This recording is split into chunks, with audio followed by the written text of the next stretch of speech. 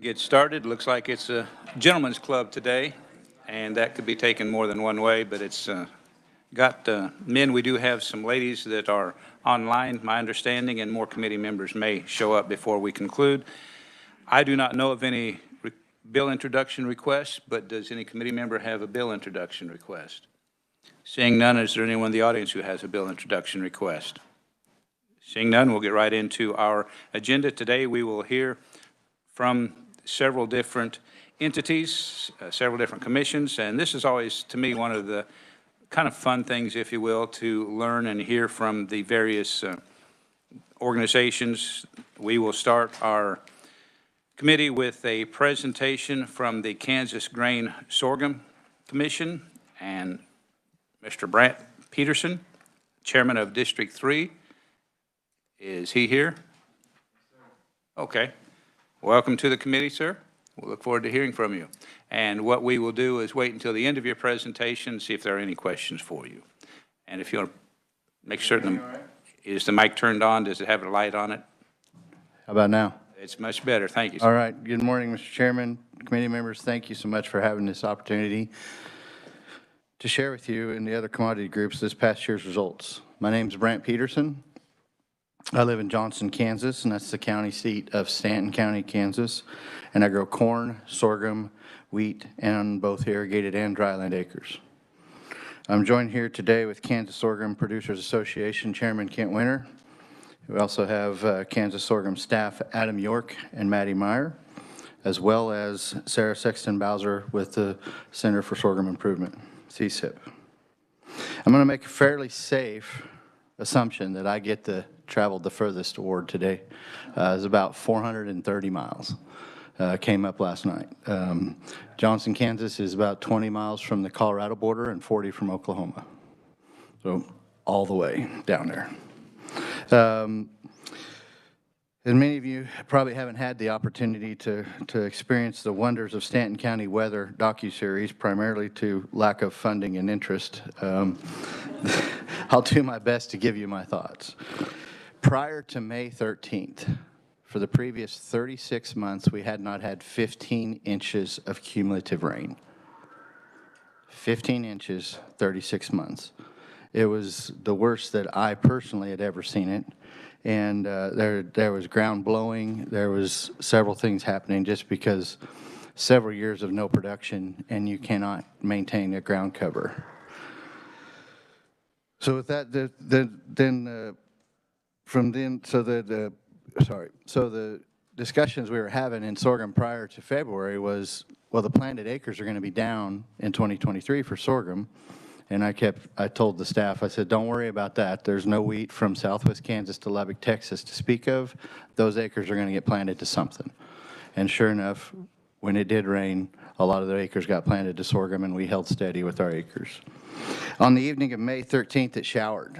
And I recall that because that was the day my youngest son graduated from high school. And we had that ceremony at our shop there, and then it rained. Over the next 10 weeks, it rained 17 inches. 10 weeks, 17 inches. So as you can see, it's a land of extremes out there at times. That came a lot of additional challenges. We experienced a lot of planting challenges that we don't normally have. Some crops didn't get in. Some crops got switched from corn over to sorghum. Some sorghum just didn't even get in either. I planted my last field of sorghum. I started it on July 4th and finished it on July 13th because it kept raining and I couldn't get the last little bit done. Many of my fields have less than 5 feet elevation change in 160 acres. So from one end to the other, you'll have this much elevation change or less. So when you have those hard, fast rains, you don't get to salvage all of it. It goes to the low areas. The crazy thing from the yield monitors this year was the low areas were 250 to 300% better than the high areas because we had not had good subsoil moisture leading up to this. We have a lot of hard and fast rains. It all falls in the low areas, so the high areas weren't that great. So subsequently, we might have harvested 10 bushel an acre corn or sorghum on the high areas, and 120 in the low areas, with an average somewhere in the 40s, something like that. So that's just how extreme things were this year. Then about the time we finished what little wheat that we did have to harvest, the rain stops and it became hot again. So the crops were a little disappointing, but we did have crops to harvest, and we did get the ground covered.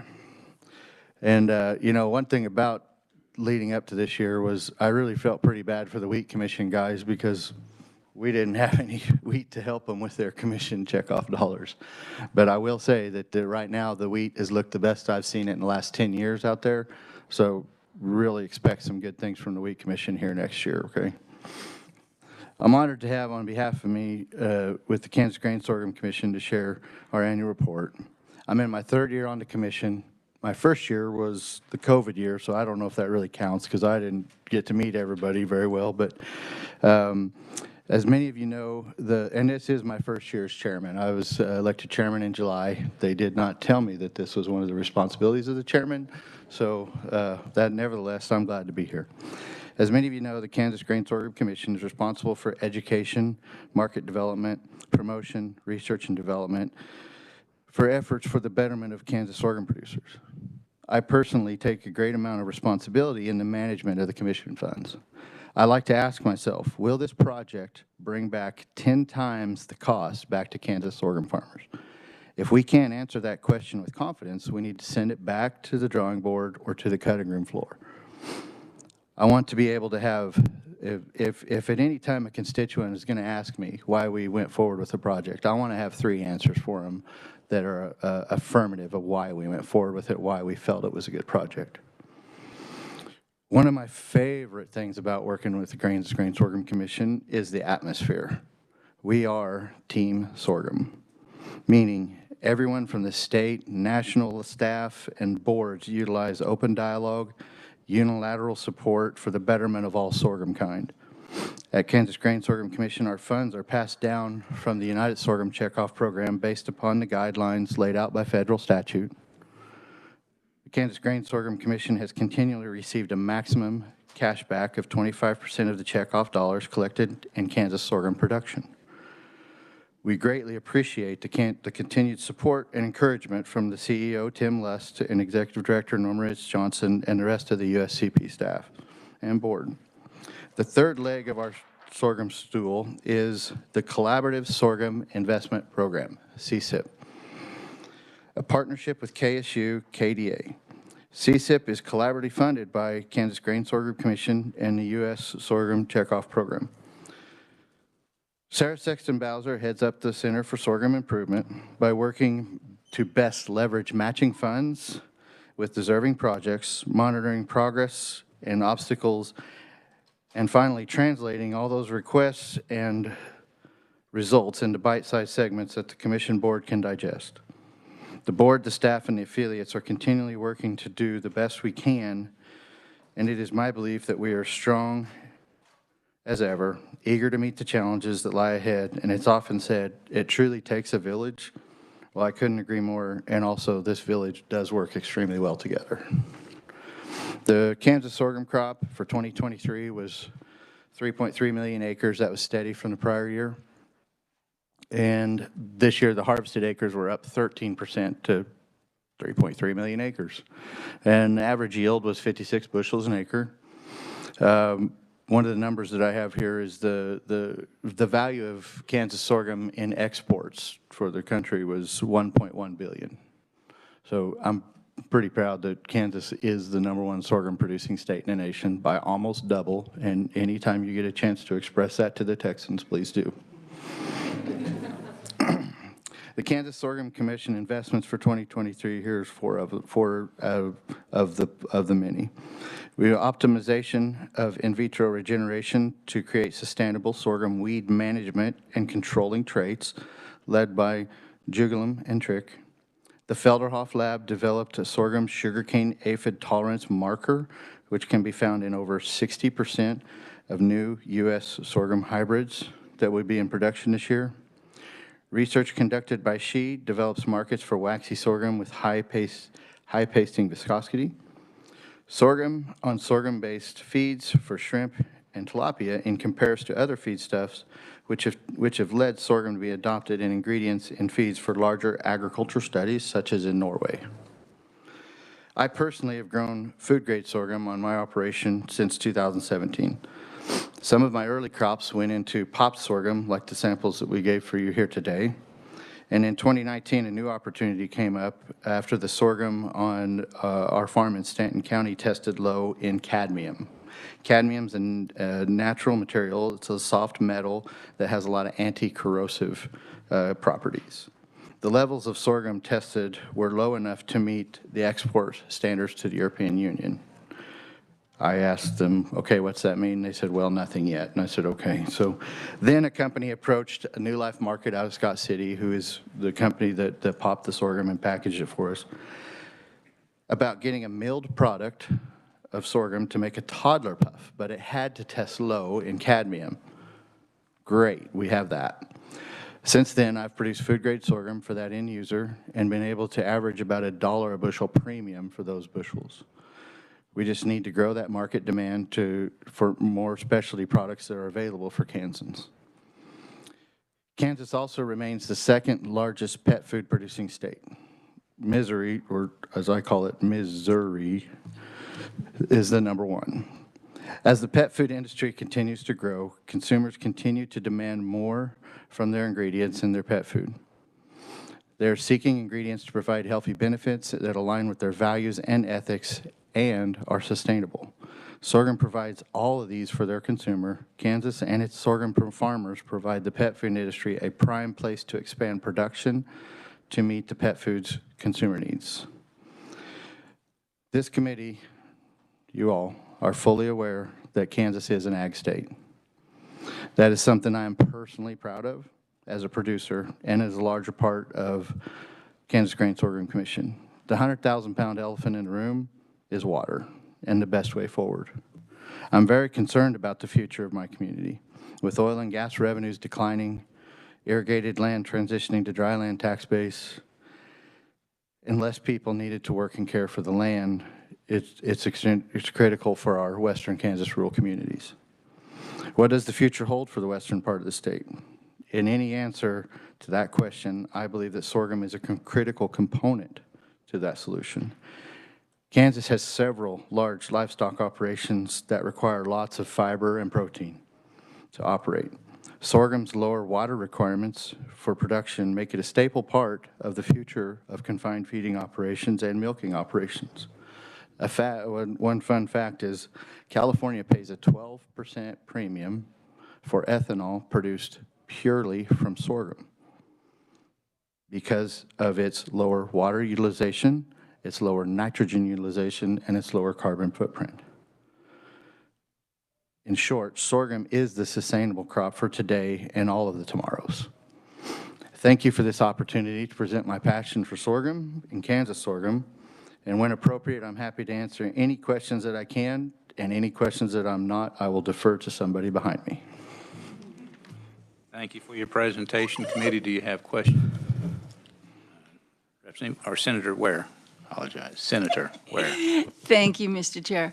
I was especially interested in what you were talking about just at the end there with water usage and needs. Where does sorghum land on the range of crops? I mean, corn is high, as is my understanding. Where is sorghum below wheat, in between the two? How does that work? I don't know how to compare it to wheat. I've grown them all. So alfalfa is the highest, and then corn comes in. Wheat's different because we grow winter wheat, so the growing season is so long. Wheat needs a lot of water in the last month. So depends on if you can get it from Mother Nature in the previous 6 months, or if you have to irrigate it on. Then it uses a lot in the last 6 months, but it's only, or in the last month, but it's only a month's worth of heavy watering. Sorghum, I don't know that I have the scientific number, but I'm going to say that it's 60% less than corn, but it won't yield as high as corn, typically. So also we're working on feed stuff research for ruminants about what the old rule of thumb was sorghum would provide 80% of the protein as corn. We know that by selecting sorghum hybrids and optimizing the way that sorghum's processed to feed to the ruminants, that we can close that gap. So we're working on research projects right now to nail down some better answers for that. So those are, I don't know that I have a great answer. It uses less water. It's different from wheat. It depends on what your yield goal is. You know, dryland acres, a lot of times a 60, 70 bushel crop out where I'm at is really good. The last 3 years I've competed in the National Sorghum Producers Yield Contest. 2021, I won the Kansas irrigated yield at 204 bushel an acre. 2022, I won National Irrigated West with 246 bushel an acre. This year, my wife won National Second with 220 something, I think, or 212. Now, mind you, that is a 2-acre plot. That is not a whole field, but that does showcase what the capabilities of sorghum are. And it's an irrigated classification, but I personally share that water with a cornfield. So kind of explaining what we can do with it. Senator Straub. Thank you, Mr. Chair, and thank you, Mr. Peterson, for all the great information. You answered one of my questions, was what was the premium for food grade sorghum? And is there a chance that, I know China uses this to make an alcohol, a liquor. Is there a way that Kansas can tax that as a liquor tax? I'm just kidding. Well, yeah, so the liquor that China likes to make out of sorghum is called baijiu, and it is about a $1.34 billion industry in China. The waxy sorghum that we were speaking of, waxy is a higher starch level. It will produce more alcohol faster and easier in the process of the refinement of that. So they want the large red waxy berries. That's why we're working on the hybrids that can provide that for them. Waxy sorghum itself brings some challenges to us, a little bit with yield, some with germination that we're trying to sort through now.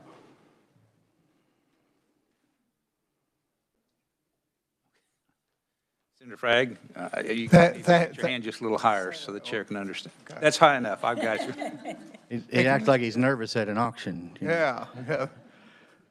Thank you, Mr. Chairman, and Chairman Peterson, thank you for your presentation.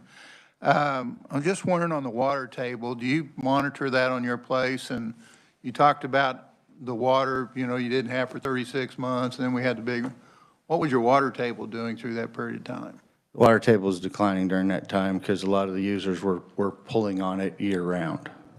I recall the first drought I experienced was 2002, and the water table dropped significantly after that. The second one I experienced was in the 12 area, and it dropped there too, and I knew it was going to drop here. So the rain that we had didn't affect that at all, that you was talking about? Well, it did, but you got 17 inches of rain in 10 weeks. Right. Okay, what that did was when you irrigate or overwater crops when they're young and developing, you hinder root growth. So they're lazy. They're not going to develop roots. So that was a problem with a lot of our crops is they didn't develop roots. So even though we had 17 inches of rain, which is an annual rainfall for us in 10 weeks, our irrigated corn yields were off 25% because of the hindered development early on, because of the hail, because of other things that came with those rains. Mr. Chairman, one more quick question. Where you live out there, I read things about Colorado and some stuff in the water coming. Are you concerned about that where you live? Absolutely. Okay. The water quality from Colorado is terrible, primarily because there's less of it. So the contaminants that are naturally and normally in it in their runoffs that have been taking place for 60 years are higher because there's less of it. Thank you. Thank you. Mr. Peterson, we appreciate your presentation. We appreciate you driving all the way to Topeka, and we'll let you visit with us again tomorrow. I'm kidding. I'll stick around. That's all right. It's cold at home. If you have any other questions later, I'm happy to help you, and our staff is too. Thank you so much. Thank you. Our next presenter is from the Kansas Wheat Commission, and I don't know if it's Doug Kiesling or Kessling, who's the past chairman. You can straighten me out on your last name, sir? Okay, it's Kiesling. Kiesling. Yep. And I'm past chairman of the Kansas Wheat Commission. All right, members of the chairman and members of the committee, thank you for your opportunity to provide this annual report from the Kansas Wheat Commission. My name again is Doug Kiesling. I'm past chairman of the Kansas Wheat Commission, and I farm in central Kansas and Rice County.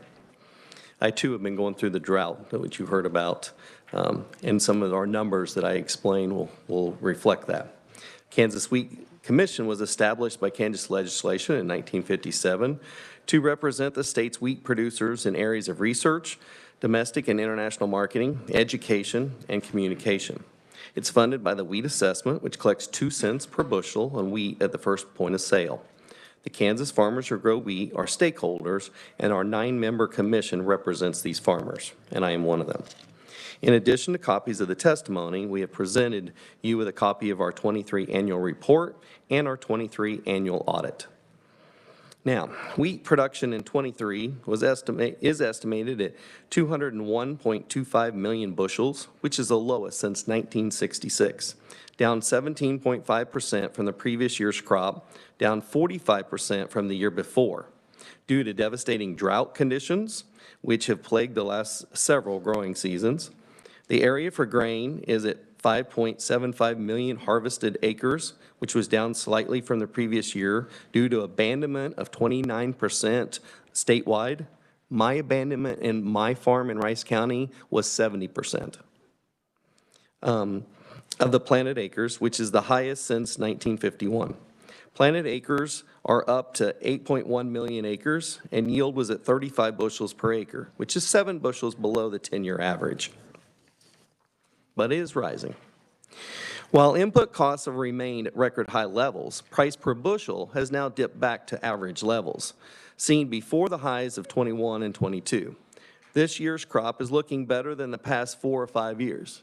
And actually, in my farm, I can actually row wheat today. Last year at this point in time, most of my wheat was not even emerged out of the ground. So that's the difference from last year to this year. So we're thankful for the blessings we have. Each year, Kansas farmers export roughly half of the Kansas wheat crop, making export promotion through U.S. Wheat Associates essential.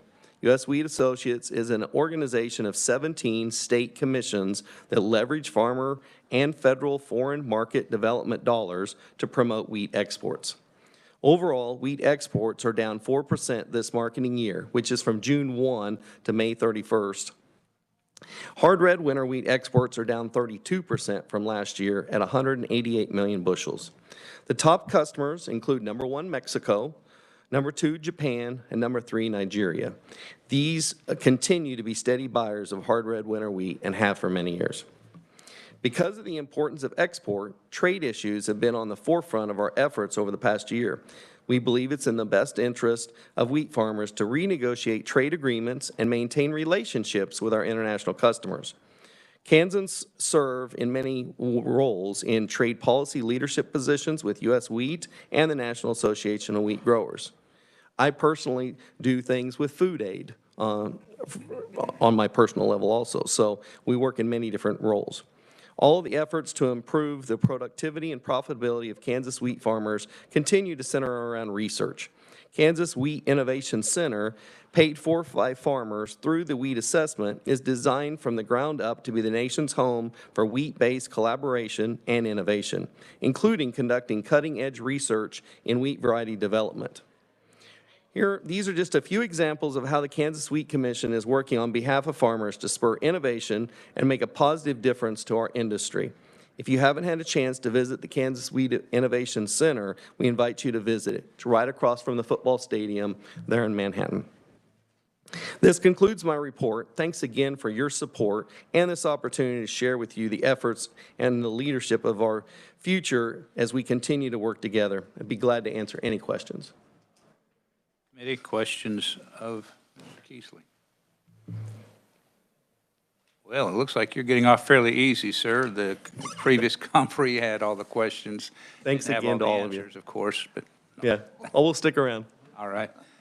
Thank you, appreciate it. Our next presenter is the Kansas Quorum Commission, Kent Moore, the chairman. Welcome, Mr. Moore. Yeah, thank you so much. Good morning to the committee, and really am thankful for the opportunity to be here. First and foremost, a big thank you for doing this on a Wednesday morning after my opportunity to be in Manhattan last night to watch the Cats beat Baylor. So that always worked. It was always nice to be able to combine a trip and watch the Cats and then come to Topeka and keep you guys informed on what Kansas Corn is up to. Kent Moore, I live in the northwest part of Pratt County on a family farm. The wagon wheel broke there in 1877. So we've been there a long time, 5 generations. So with me today, we've got Sue Schulte, our Director of Communications, and Taylor Williamson. He's our new policy guru that's been with us since about the middle of 2023. As you've heard already, weather has been a huge issue to Kansas producers, no matter what the crop. We fared better in 2023, without a doubt. 2022 was a train wreck as far as a corn crop and most crops in the state of Kansas. For 2023, Kansas produced 613 million bushels.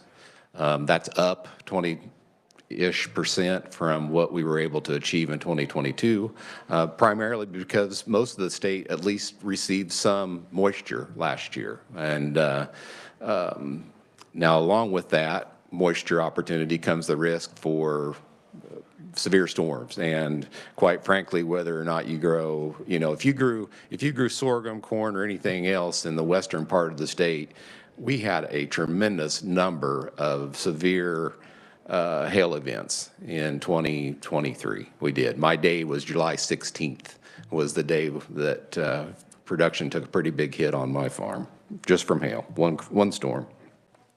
But overall, in the state, much better crop. We talk about corn and water use. One thing to keep in mind at all times is that about 75% of the Kansas corn crop is non-irrigated. So it's solely dependent on whatever Mother Nature provides. We continue to see the benefits of our practices, our best management practices as they relate to seed selection and fertilizer utilization and water management, all of those kind of things continue to be at the forefront of our ability as producers to try to produce a crop as efficiently as possible. And that's always been my goal, whether I'm growing wheat, corn, or anything else on my farm. I want to be as efficient as possible, no different than any other production process, whether it's ag-related or not. So usually Kansas is kind of in that 6th or 7th nationally as in corn production. This year we fell to 8th. We were 8th. I mean, obviously in 2022 we were hampered even more when you look at it from a national standpoint. But because of the 2022 drought, we had, obviously we had less funding, we had less, less pennies to collect at that first point of sale. So we definitely had to take steps in 2023 to recognize that we had less revenue coming in. So we did have to cut back on some funding that we normally provide to the National Corn Organization, to U.S. Meat Export Federation, to U.S. Grains Council. All of those kind of things had to take a haircut budget-wise, just because of our lack of production in 22 affected what we could do in 2023. So obviously, a little bit better shape going into fiscal year 2024. The commission has long held a position to have some funding in reserve to meet the challenges when we do have a challenging production year, and we were successful and able to maintain the critical things that need to happen. But by and large, everybody had to tighten their belt. No, whether it's wheat or sorghum or anything else. I mean, you just do what you have to do on the commission side. No different than what you have to do on your own personal farm side. We continue to be very involved in ethanol. At the forefront of that is an adoption of E15 on a nationwide and all seasons use type of scenario where we'd like to see that implemented. The one thing that the Kansas Corn Commission is quite proud of is that we struggled for a long time with a little bit of we felt like there was a little bit of a lack of focus on how we introduced agriculture to students within the state. We've implemented a very successful program where we provide training to teachers and the entire lesson plans, the entire physical needs of that lesson plan. And we've reached over 100,000 students in the last school year. Have some great relationships on a large scale. Wichita USD 259 has implemented a lot of our curriculum into their standard curriculum for their students in different grade levels, and we've been very, very proud, and I think we've had a really positive impact on at least introducing Kansas students to what agriculture is, and that's our goal. I mean, that's the bottom line. Because I think agriculture needs to do a good job and a better job of just putting basic knowledge out there. And I think that this program that we developed is helping us achieve that goal. Research, we always look for ways to improve whether it's production or utilization of our crop. So we always have money that's going towards the research side. Kind of in conclusion, I mean, obviously we spend a lot of time and effort and resources on market development. A lot of that is both domestically and internationally. Again, the education and the research. I think the thing that I think is very beneficial from a Kansas corn producer standpoint, or really any of the commodities that you're hearing from today, is the opportunity to take that assessment and leverage those pennies into programs that strengthen and benefit not only agriculture and the producers thereof those commodities, but it's a benefit to the state.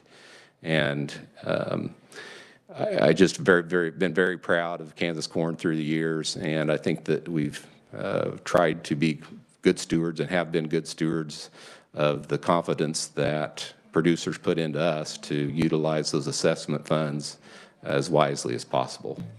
And with that, I will conclude and open it to any questions that you guys might have. Appreciate your presentation, and I did find it interesting on the front of the annual report where it shows your picture as well as that of Mr. Rowe. Yep. It lists you as a farmer and optimist. Well, absolutely. I mean, those you can probably flip-flop those terms. It's optimist and farming is something that just inherent in the job. You need to be an optimist. Hand in hand. You mentioned that we had dropped in rank in 2023 in production. Yeah. Have there been other years in the recent past, 15, 20 years, where Kansas production dropped lower than other states, or is it the answer to that's probably no. Yeah, it fluctuates some. When you think about corn production in the United States, we would be more defined as corn production in the fringe areas. We're definitely not the heart of the Corn Belt type stuff. So we get a little bit more variability just because of our geography and our climate and what we deal with on a year in year out basis. I mean, no different than, the corn, one of the corn members from Southwest Kansas would tell you the same story you heard earlier, is like, they had their annual average precipitation in 10 weeks. So that's great. It's, when you look back on the records, that's like, wow, good year. But when did it come? How did it come? Were we able to capture it, utilize it, and put every drop to beneficial use? We did the best we could. They did the best they could, but you're throwing curveballs when you farm, and you just have to learn to when to swing and when to duck. Senator Ware? Thank you so much, Mr. Chair. So I applaud that you're in schools. I think that's really exciting, and I especially am glad that you picked 259. Being in Wichita, that makes sense, teach the city kids about what farming and country is about. I represent Wichita, so I'm especially glad of that. But my question is, you mentioned efficiency, and that makes me think about regenerative farming practices. How, for corn growers, how prevalent is that at this point in our state? It's becoming more prevalent. I think that the adoption of those practices are all, obviously being encouraged at the federal level. In Kansas, you kind of get to a tipping point somewhere out in my neck of the woods of will that cover crop utilize too much of the available moisture that you have relative to the subsequent crop that's gonna need it. Actually, the crop that's actually going to be harvested and hopes to make a profit. So, you see more and more adoption of those things. You see, I think that in turn with the continual development and adoption of just more site-specific type farming, I know for a fact on my own farm, we do things, we can utilize fertilizer, we can utilize water more efficiently than we could 20 years ago, 30 years ago, 40 years ago. But at the same time,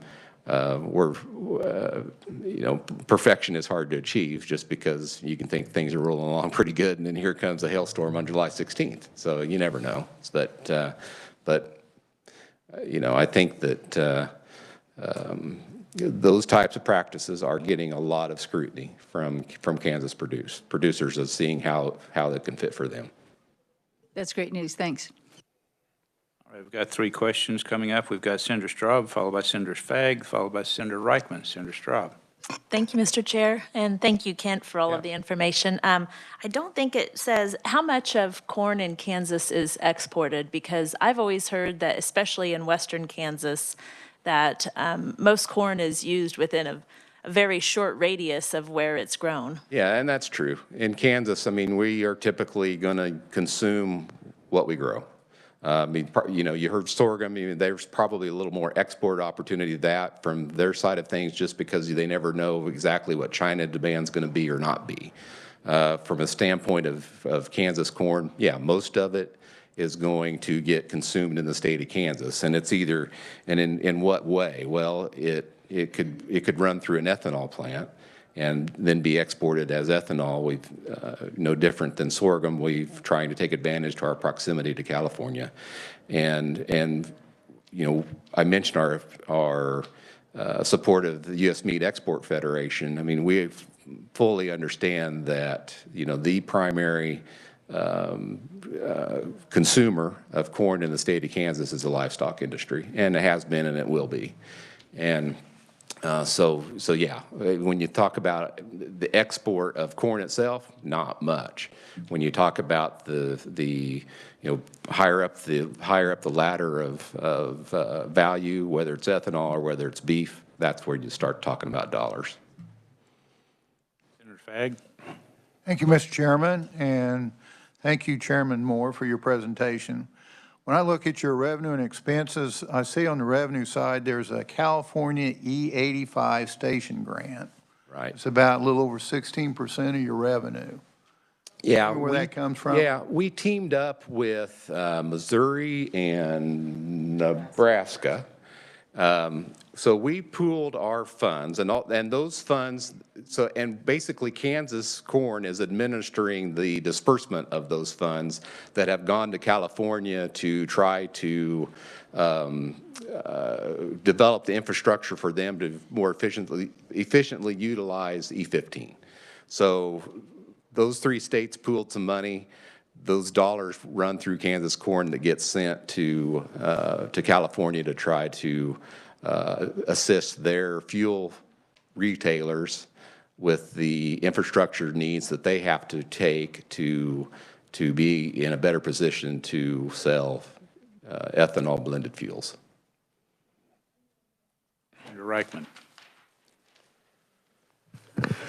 Thank you very much, Chairman, and thank you, Chairman, for speaking today to us. I'm a former educator and from Southwest Kansas, and I don't remember seeing us talking about corn, you know, in our classrooms. Of course, we have farmers, we're doing it anyway. So I presume most of these are in the urban areas. You mentioned Wichita, and I don't want to take a long time, but I wonder if you could just touch a little bit on the STEM and then what areas you go into.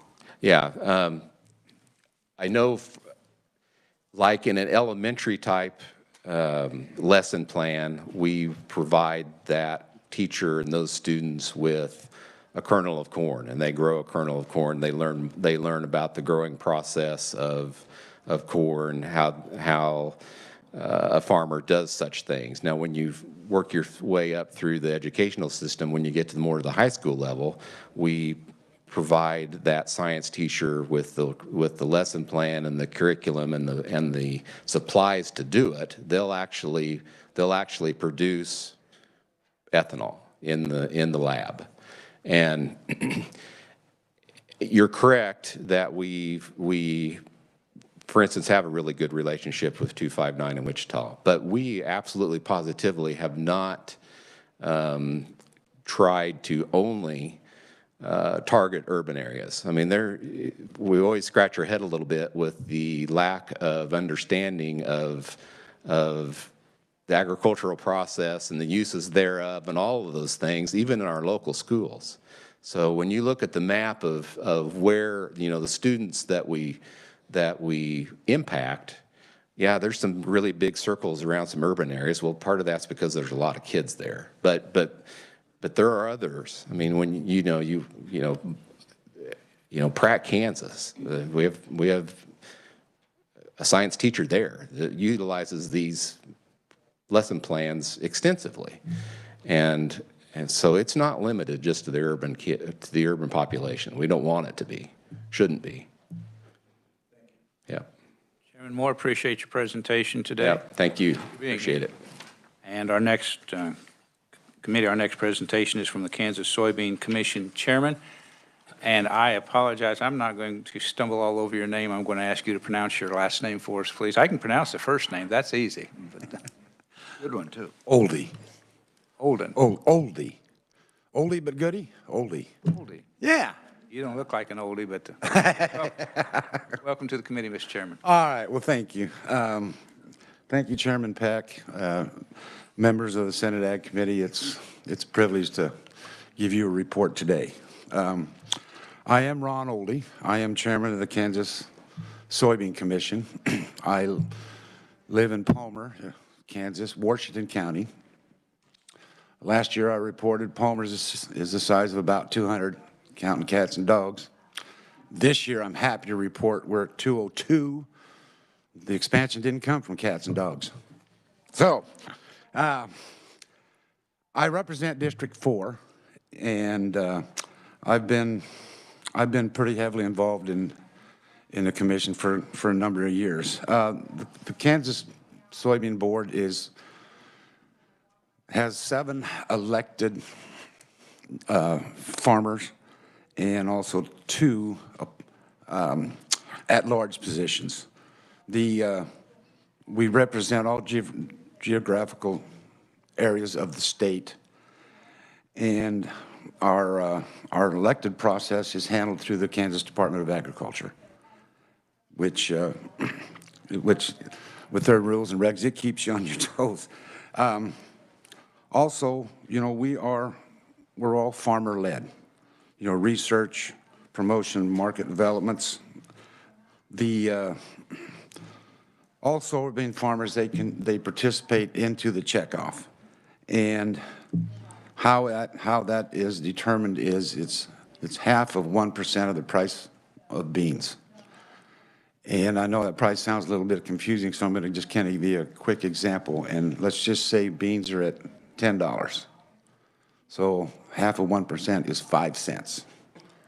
So 2.5 cents of that stays here in Kansas under the Kansas Board Management. The other 2.5 cents goes to the United Soybean Board, which has 78 directors and 38 producers in the nation.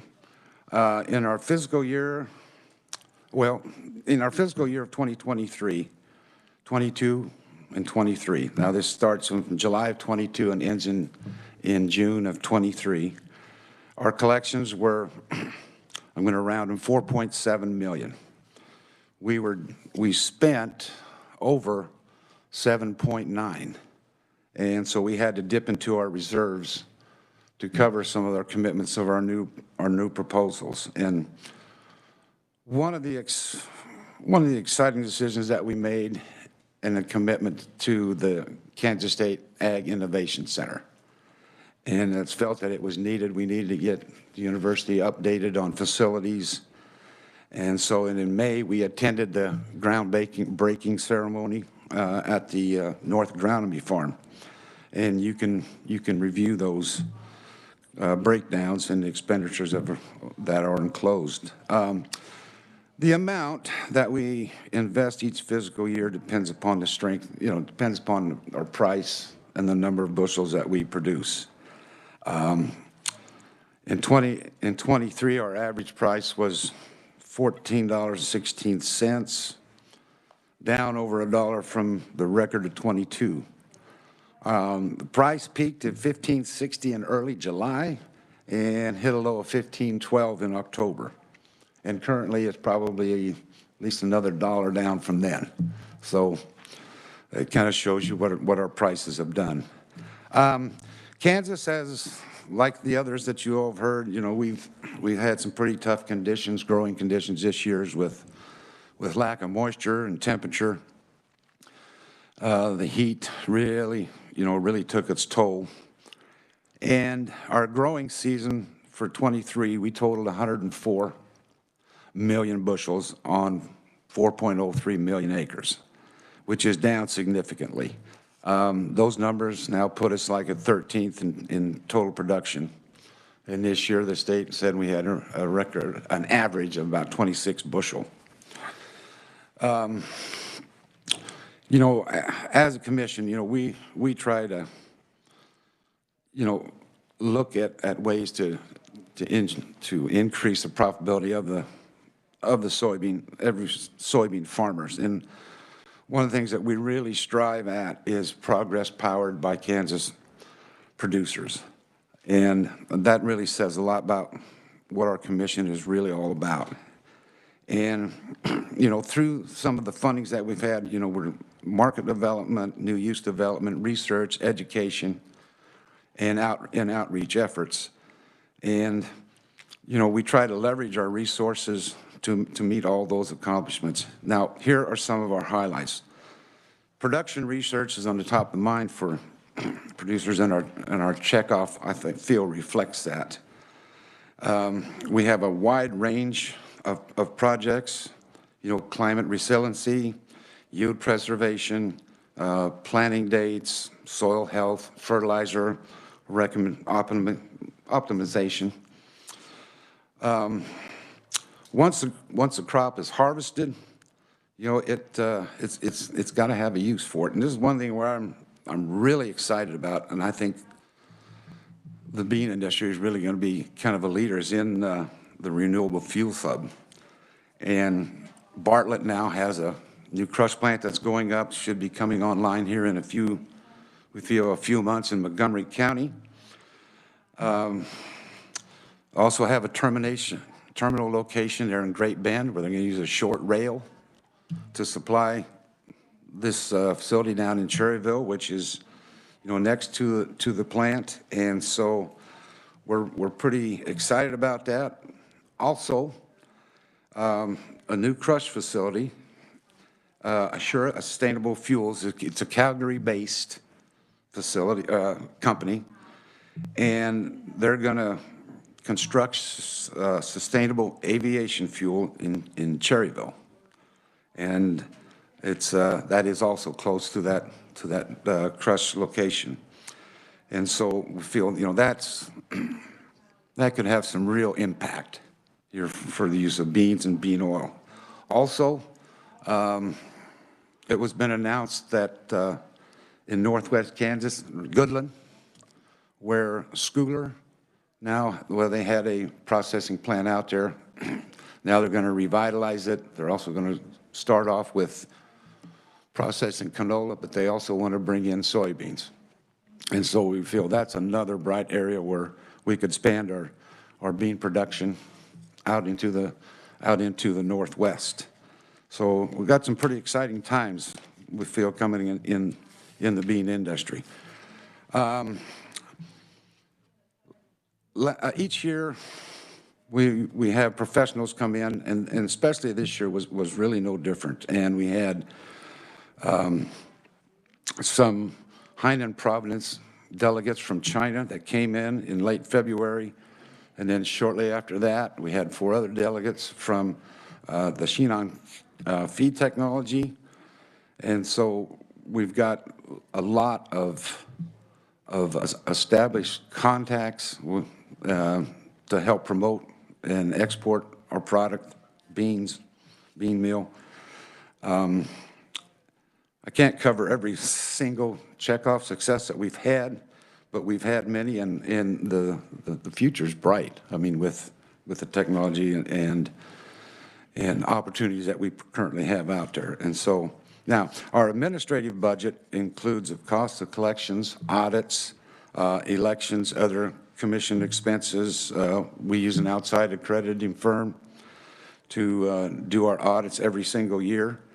And then every 5 years, we have to do an audit by USB and also the USDA, which is, believe me, very, very stringent. So the I's got to be dotted and the T's crossed. And so I guess that probably kind of concludes my report. I want to thank you for giving me the opportunity on the 16,000 soybean producers in the state. So I will be glad to entertain any questions. We appreciate your presentation, Mr. Chairman, and we are excited in Montgomery County about the Bartlett plant as well as the biofuel plant. That's going to be a major investment in southeast Kansas. And I was glad to see that Great Bend is going to be able to get their crop over to the area. Committee, any questions of Senator Ware? Thank you, Mr. Chair.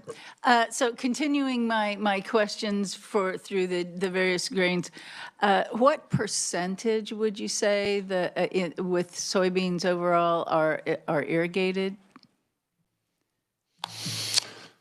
I'm thinking, around, well, let me ask Caleb just be sure. Do you know? That's what, okay. It is about 11%. Wonderful. That's less than I'd expected, because when I drive by a field of soybeans, it always looks so lush and green. And so where on the continuum then, if it's so low in irrigation, of the other grains that we've talked about and their water usage, is it in the range of sorghum? Is it closer to corn? It's less than corn.